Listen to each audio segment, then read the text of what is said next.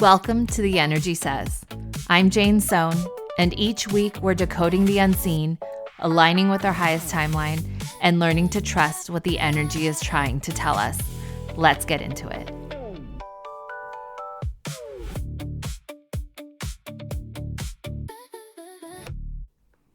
Have you ever just felt totally stuck with where you're at in your life and you didn't know what to do next or even how to do next, but you just know deep down somewhere you don't want to be exactly where you're at? I have had that moment many times in my life, and they all revolved around my career. And now looking back in hindsight, it wasn't that there was something wrong with me or that I was really stuck. It was that what I desired deep down was a life that didn't operate the way a 9-to-5 did. I didn't want to continue to do a job, a corporate career, and yet in my reality, in what I operate in with my friends and my family, everyone I knew, this was like the pinnacle of success. You go to a good school, you go to grad school, you get a good job, you work your way up, you become this person that people idolize in the corporate space. And there was a big part of me that had no idea what other people did outside of the space I was in. And I can tell you one thing, especially as someone who worked really hard to get to where I was and still felt so deeply unsatisfied in my life. It is not about what you need to do. It's about your energy. Because when we think about our energy, it is this force within you that needs to keep moving, right? It's the thing that animates us. It's the thing that keeps us going when we feel like we have nothing left to give. And yet it's not something we necessarily address. We think we have to do more if we feel stuck, or we have to, do a side hustle, do all these things, like grind until XYZ comes to fruition. And that's not always true. It could very well be that the life that you chose, the one that you deep down desire in your soul, is something completely different than what you're doing now. And what makes you feel stuck is that you don't see a way out. And oftentimes that gets reinforced by the people that we're around, the people who are with us in our circle. And I know for me, for so long, because of that echo chamber I was in, because of my friends telling me, but you work at such a great company, you have all these great perks, you get free meals, why would you leave? As if like getting fed is the purpose of my life. I just knew somehow there had to be something more. And I remember the first time that I met people who did something different. And it's funny because I grew up in the Bay Area. And if you know anything about the Bay Area, it is a tech hub. Anyone here is probably in tech or somehow connected to someone in tech, because that's all it is. And there's so much money going towards it that people here think it is everything. Like if you're not working in tech, you're wasting your life, essentially. And so when I found myself just not wanting to do it anymore, and yet feeling like I had no way out because the money was good, I could support my family, I could do all of this, but I was deep down miserable, I knew something had to change. And the biggest thing about energy is that it always needs to be in motion. It always needs to move. It's not meant to be held. Have you ever thought about like when you leave a battery full of charge too long, what happens? It stops working. It's not meant to hold it. Energy is meant to be used. It's meant to be circulated. And so when we have the capacity to operate in a certain way, to use our innate gifts in a certain way, and we don't go for it, we're like that battery that's just sitting around, wasting it on other things. You see, so many people come to me and tell me that they're stuck. And when I ask them, well, what do you spend your time doing all day? And then do you enjoy it? They give me a list of 10 things they hate that they have to do. Or maybe they just don't really fully enjoy it, right? And it's down to everything, like the job you go to, the errands that you run, the food you have to cook, whether for yourself or your family, the dishes you have to clean. Every little thing adds up. And the more that we spend our energy doing something we don't like, no matter how small, it depletes us. I didn't really realize this until I turned my whole life upside down to go all in on my business, because I had such a deep desire within me to help people on a larger scale. And when I first started out, I realized how backwards my life was, because I prioritized the things that really didn't move the needle, that didn't really get me in the direction that I wanted.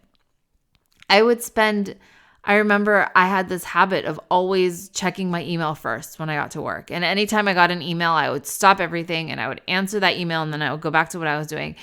And that created such a strange habit when I left corporate, because I would look for the little things to attack first in order to feel somewhat accomplished in my day, which really moved the needle nowhere.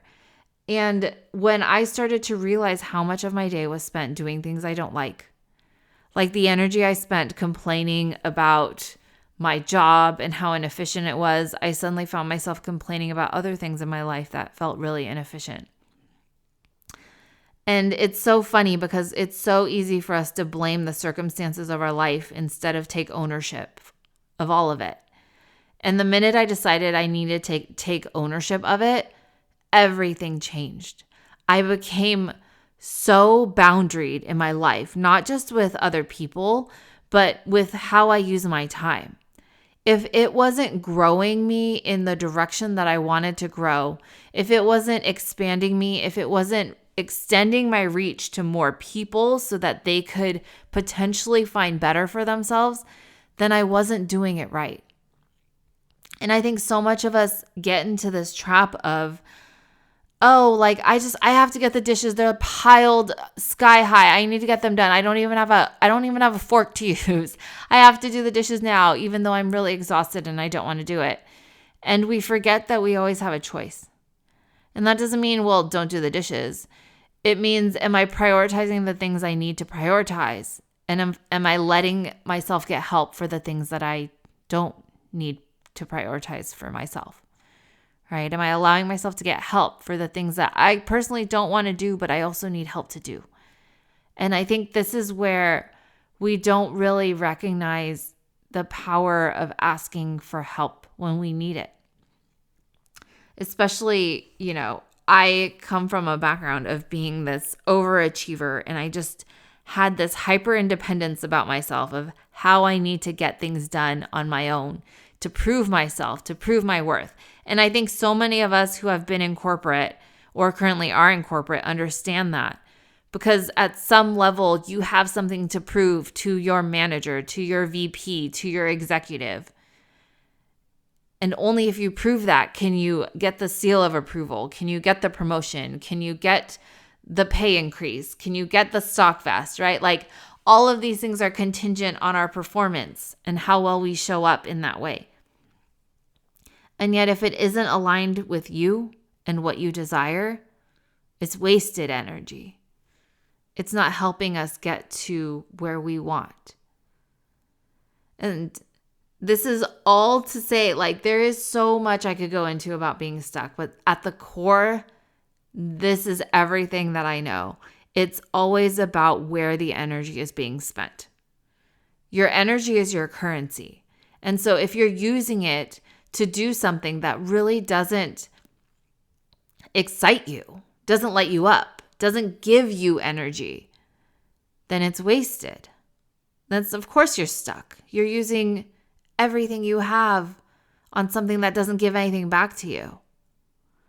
And so I would even challenge you, especially this week, as we're talking about being stuck and shifting that and really getting out of the rut that we have created, even though we may or may not realize that, is, can you choose to spend your energy more on doing what you love to do? Unless you are a first responder or maybe work in the ER or something, lives probably don't depend on if you answer that email right away, right? Like lives probably don't depend on if you get that deliverable done, because it's going to cost you, your patience. It's going to cost you your sanity. It's going to cost you your sleep because you have to stay up till 2, 3 in the morning to finish.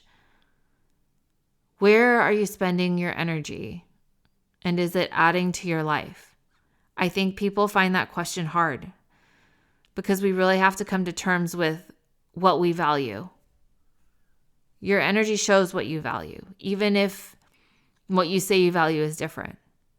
You could say you value your family, but if you spend all your time working, is that true? Right?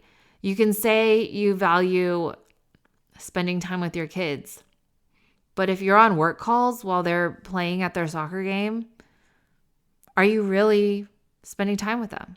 Are you really present with that? Are you really giving energy in the direction that you want?